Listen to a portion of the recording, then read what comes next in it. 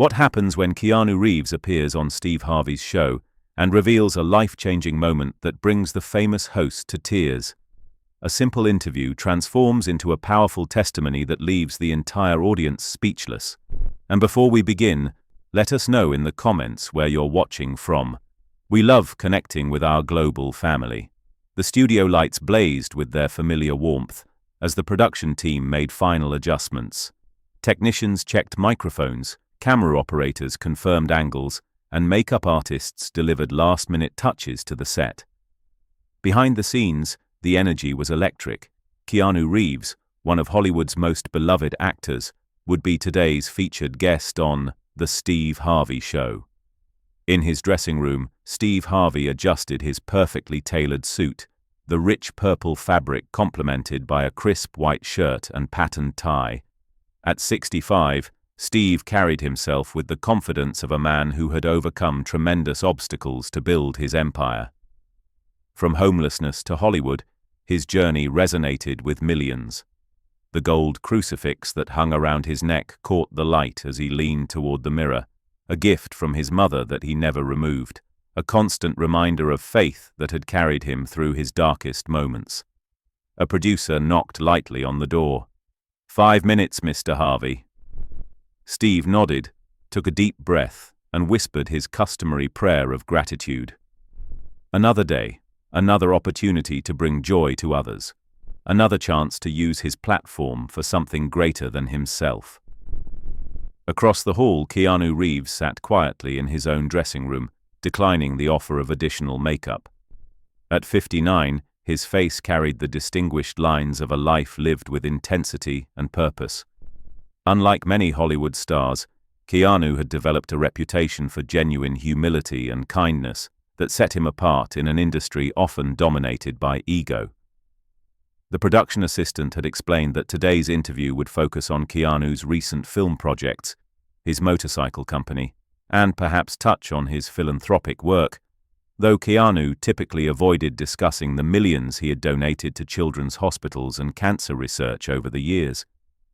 What no one knew, not even the meticulous producers who had researched every aspect of both men's careers, was that today's conversation would veer dramatically from the planned topics into something far more profound. As the familiar theme music filled the studio, Steve Harvey strode onto the stage with his trademark energy, greeting the audience with wide gestures and a brilliant smile that concealed the early morning exhaustion he'd been fighting. "Today," Steve announced after his opening monologue, "we have someone special, a man who's been called the internet's boyfriend, but who's so much more than that. He's an actor whose films have inspired generations, a philanthropist who gives without seeking recognition, and by all accounts, one of the genuinely good souls in Hollywood. Please welcome Keanu Reeves." The audience erupted as Keanu walked on stage, dressed simply in black jeans and a dark blazer over a plain t-shirt. His hair fell just past his shoulders, and his beard was neatly trimmed. He waved briefly to the audience, visibly uncomfortable with the overwhelming adoration before embracing Steve with genuine warmth. "Thank you for having me," Keanu said as they settled into the plush interview chairs, his voice characteristically soft yet resonant. "Man, it's my pleasure," Steve replied, leaning forward with genuine interest. "You know, before we get into your new film, I gotta say something. In an industry where we hear so many stories about bad behavior, your name always comes up differently. People say, Keanu gave away millions to the special effects team on The Matrix, or Keanu bought a homeless man food. What makes you different?" Keanu shifted slightly, uncomfortable with praise yet thoughtful about the question. "I don't think I am different," he responded after a moment. "We're all just trying to navigate life, you know. I've been fortunate, and when you've experienced both loss and good fortune, you realize how quickly things can change for anyone." Steve nodded, recognizing the genuine humility. "That's exactly what people connect with. You've never lost touch with reality, despite all your success." The conversation flowed naturally into Keanu's recent projects, his passion for motorcycles, and his thoughts on his unexpected cultural icon status. The audience laughed at his self-deprecating humor and leaned forward during his more philosophical reflections.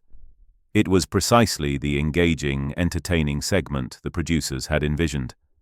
Then, during what should have been a transition to the next talking point, something shifted. Keanu's gaze fell on the crucifix hanging from Steve's neck, and an unplanned question formed on his lips. "That cross you wear," Keanu said, gesturing slightly. "You've had it a long time." Steve's hand instinctively moved to the gold pendant, touching it with reverence. "My whole career. My mother gave it to me. It's a reminder that faith isn't just for Sundays, it's for the trenches, for the hard days." Keanu nodded slowly, his expression changing subtly. The studio seemed to quiet, as if the audience collectively sensed a shift in the atmosphere. "Faith in the trenches," Keanu repeated thoughtfully. "That resonates with me." Steve, an experienced interviewer who recognized genuine moments when they appeared, set aside his prepared questions. "How so?" Keanu took a deep breath, his eyes briefly glancing off stage as if checking whether he should continue down this unexpected path. Then he looked directly at Steve. "Can I tell you something I've never shared publicly before?" The question hung in the air. In the control room, producers exchanged glances. This wasn't in the script, but they knew better than to interrupt authentic television when it was unfolding. "Of course," Steve answered, leaning forward slightly. Keanu nodded, gathering his thoughts. "A few years ago, I was in a really dark place," he began, his voice quieter but still carrying through the microphone. "I've experienced loss in my life. My daughter was stillborn, and then not long after I lost Jennifer, her mother. And while that was years ago, grief doesn't follow a schedule." The audience was completely silent now, collectively holding their breath. "There was a night," Keanu continued, "when I couldn't sleep, couldn't eat, couldn't find any reason to keep moving forward. Everything felt empty. I was just scrolling mindlessly through my phone, trying to distract myself from thoughts that were getting darker by the hour." Steve listened intently, all showmanship set aside, replaced by genuine presence. "And then," Keanu said, "I came across a video. It was you, Steve. You were speaking at an event, talking about purpose, about how pain can become your ministry, about how God doesn't waste experiences even when they break us." Steve's expression changed, recognition dawning in his eyes. "You were wearing that same crucifix," Keanu continued, gesturing towards Steve's chest. "And something about how you spoke, like you'd actually lived through darkness, not just read about it. It cut through everything else. I watched that clip 3 times that night." The studio remained eerily quiet. Camera operators looked at each other, amazed at what they were capturing. "The next morning," Keanu said, "for the first time in weeks, I got out of bed with a purpose. Not because I suddenly had answers, but because someone, you, had articulated what I needed to hear. That being broken doesn't mean being finished." Steve sat motionless, visibly moved. His hand had found the crucifix again, fingers closed around it like an anchor. "I've never told anyone that story," Keanu admitted, "but seeing you today, that cross catching the light just like it did in that video, I realized I needed to thank you. Your words reached someone you never knew was listening, at exactly the moment they needed to hear them." Steve tried to speak but found he needed a moment. When he did find his voice, it was thick with emotion. "Man, I don't even know what to say. I was just speaking from my heart that day." "That's exactly why it mattered," Keanu replied. "It wasn't polished or scripted. It was real. You weren't trying to reach me specifically, but that authenticity, it saved me that night." A tear escaped down Steve's cheek, which he made no attempt to hide or wipe away. The control room remained silent. No one dared cut to commercial or redirect this moment. "You know," Keanu continued, his voice gentle but carrying a depth that filled the studio. People see you as an entertainer, a comedian, a host. But Steve, I think you're something else too. What's that? Steve asked quietly. A minister in disguise, Keanu said, with such sincerity that several audience members audibly responded with emotion. The way you carry that cross isn't just for show. It's a beacon for people like me who might be sitting alone in the dark, needing to be reminded that light still exists. Steve shook his head slightly, overwhelmed by the unexpected testimony. I'm just trying to make it like everybody else, he managed to say. That's exactly what makes your message powerful, Keanu responded. You're not standing above anyone. You're walking alongside them, sharing your own scars as proof that healing is possible. The atmosphere in the studio had transformed completely. This was no longer an entertainment segment but something sacred, a moment of raw humanity unfolding beneath the bright lights designed for much more superficial exchanges. Your words that night, Keanu continued, I remember them exactly. Sometimes your pain becomes your purpose. Sometimes the very thing that broke you becomes the thing God uses to make you a beacon for others. Steve's eyes widened in recognition. That speech in Dallas, 3 years ago. Keanu nodded. 3 years, 2 months, and 14 days ago. Steve was openly crying now, no pretense of composure. I remember giving that talk. I was going through my own struggles that week. Didn't even want to be there. Thought about canceling. But you didn't, Keanu said. And because you showed up, even when you didn't feel like it, your words traveled beyond that room, beyond that moment. They found me when I needed them most. Steve took a deep breath, trying to center himself. God works in ways we can't imagine, he said finally. That's exactly it, Keanu agreed. I think sometimes we're vessels without realizing it. You thought you were just fulfilling an obligation that night, but you were actually delivering exactly what someone else needed. Someone you'd never meet. Steve looked at Keanu with newfound connection. Why tell me this now? After all this time? Keanu smiled gently. Because today, seeing that cross around your neck, watching how you connect with people, I realized something. Maybe my purpose in coming here wasn't just to promote a film. Maybe it was to complete the circle, to let you know that when you think your words are falling into emptiness, they're actually landing exactly where they need to. By now, audience members were openly weeping.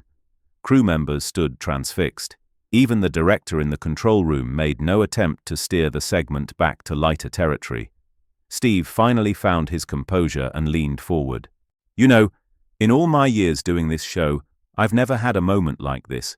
Never expected it, especially not from... He gestured toward Keanu with admiration. Someone like you. Someone like me? Keanu questioned with genuine curiosity. Yeah, man. A Hollywood star. Most celebrities come here to promote something, to maintain their image. You just came here and bared your soul. Keanu shook his head slightly. I think that's the problem with how we see each other sometimes. We create these categories, celebrities, hosts, audiences, when really, we're all just people trying to find meaning, trying to connect, trying to help each other through the darkness. Steve nodded, recognition flashing in his eyes. That's exactly what I was talking about that night in Dallas, how we're all just walking each other home. Exactly, Keanu affirmed. And sometimes the people who seem like they have it all together are the ones struggling the most in silence. There was a pause, heavy with significance, before Keanu continued. I want to tell you something else, Steve. Something that might change your life, the way you changed mine that night. The studio held its collective breath. Steve, still visibly moved but now intensely curious, leaned in. I'm listening. Keanu took a deep breath. You asked earlier what makes me different in Hollywood. The truth is, I'm not different. I've just learned, partly through your words that night, that what matters isn't success or fame. It's how we care for each other, especially when no cameras are rolling." He paused, gathering his thoughts before continuing. "That night, after watching your talk the third time, I made a decision. I established a private foundation that funds childhood cancer research. I didn't put my name on it. I've never talked about it publicly until now." Steve listened, captivated. "And the first major research grant it funded," Keanu said, "was to the hospital where your nephew was treated." Steve froze, visibly shocked. His nephew's battle with leukemia had been a private family struggle, not something he discussed on his show. "How did you—" Steve began. "In your talk," Keanu explained, "you mentioned praying for a child in your family fighting leukemia.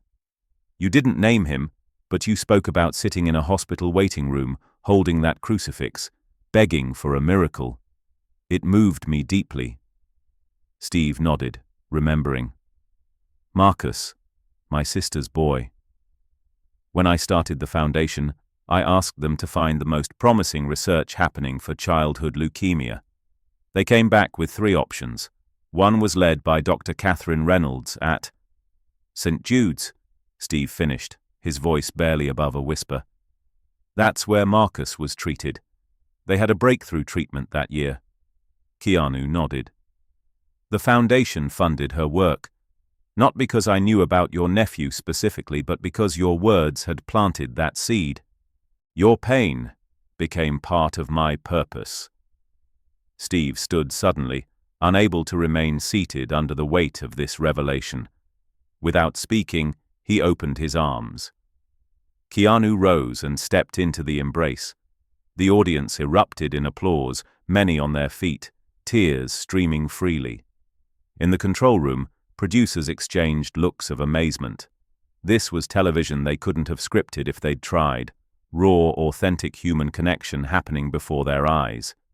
When the 2 men finally separated, Steve wiped his face and looked directly at Keanu. "I don't even know what to say, man." "You don't need to say anything," Keanu replied gently. "Just keep being who you are. Keep wearing that cross not as a symbol, but as a reminder that sometimes faith is the only thing that isn't pretending. In Hollywood, we follow scripts," he continued. "On camera, everything is edited, controlled, perfected. But faith has no director. It demands truth." Steve nodded, profoundly moved. "You're right. Faith isn't glamorous. It doesn't win awards, but it saves people, quietly, deeply." "That's exactly it," Keanu agreed. "And sometimes the people it saves never know where their lifeline came from." "I never planned to tell you about watching your video that night. But seeing you today, seeing that cross catch the light just as it did when I was in my darkest moment, I realized some circles need to be completed." Steve took a deep breath, regaining his composure, though the emotion remained evident in his eyes. He turned to the audience, who sat in reverent silence. "I've had a lot of moments on this stage," he said, his voice cracking slightly. "But this is something else entirely." He closed his eyes briefly, then lifted his head. "Would you all join me for a moment?" Without explanation, he bowed his head. Keanu did the same. Throughout the studio, audience members followed suit, heads lowering in a spontaneous moment of collective gratitude and recognition. When Steve looked up again, his expression had transformed. The polished host had given way to something more essential, a man humbled by the mysterious ways in which words spoken from pain could travel to heal another's wounds. "Thank you," he said simply to Keanu. "No," Keanu replied, "thank you, for reminding me that sometimes the most important things we do are the ones we never see the impact of, until today." The director finally found her voice through the headsets. "We need to break for commercial." But before the cameras cut away, Keanu and Steve shared one more look of profound understanding. 2 men who had journeyed through their own valleys of shadow, now standing together in an unexpected moment of light, beneath the studio's glare but illuminated by something far more profound. And as the show continued after the break, Returning to questions about movies and projects and plans, something had fundamentally shifted in the studio. The audience had witnessed not just an interview but a testimony to how human connection transcends celebrity, how words spoken from authentic pain can travel across time and space to reach exactly who needs them most. Later that evening, after the studio had emptied and the lights had dimmed, Steve Harvey stood alone on the stage, his fingers once again finding the crucifix around his neck. The conversation with Keanu had shaken him to his core, the realization that his words, spoken during one of his own darkest periods, had become a lifeline to someone he'd never expected to reach. A maintenance worker approached, pausing respectfully when he noticed Steve deep in thought. "Powerful show today, Mr. Harvey," the man said quietly. Steve turned, seeing not just a staff member, but another soul on the journey. "It really was," he agreed. "Reminded me why we're here." "To entertain?" the man asked. Steve shook his head slowly, his hand still resting on the cross. "No," he said thoughtfully. "To remind each other we're not alone in the dark." As he finally left the stage, Steve carried with him not just the weight of that day's revelation, but also the lightness that comes with purpose, reaffirmed. Celebrity and fame would fade, but the human connections formed in moments of shared vulnerability, those were eternal. And somewhere in Los Angeles, Keanu Reeves sat quietly in his home, feeling a sense of completion. A circle that had begun in his darkest hour had finally closed. Words that had once saved him had now been acknowledged, honored, and returned to their source. In a world of carefully constructed images and curated personas, something authentic had broken through. That night, two men from very different worlds slept more peacefully, each carrying the profound truth that had emerged unexpectedly beneath the bright lights. That sometimes we are vessels without knowing it, that pain can become purpose, and that faith, real faith, is the one light that the darkness cannot overcome. If this story touched your heart, share it with someone who needs to hear that their words matter, that their presence makes a difference, even when they can't see it. And let us know in the comments, has a stranger's words ever reached you at exactly the right moment? Your story might be the very thing someone else needs to hear today.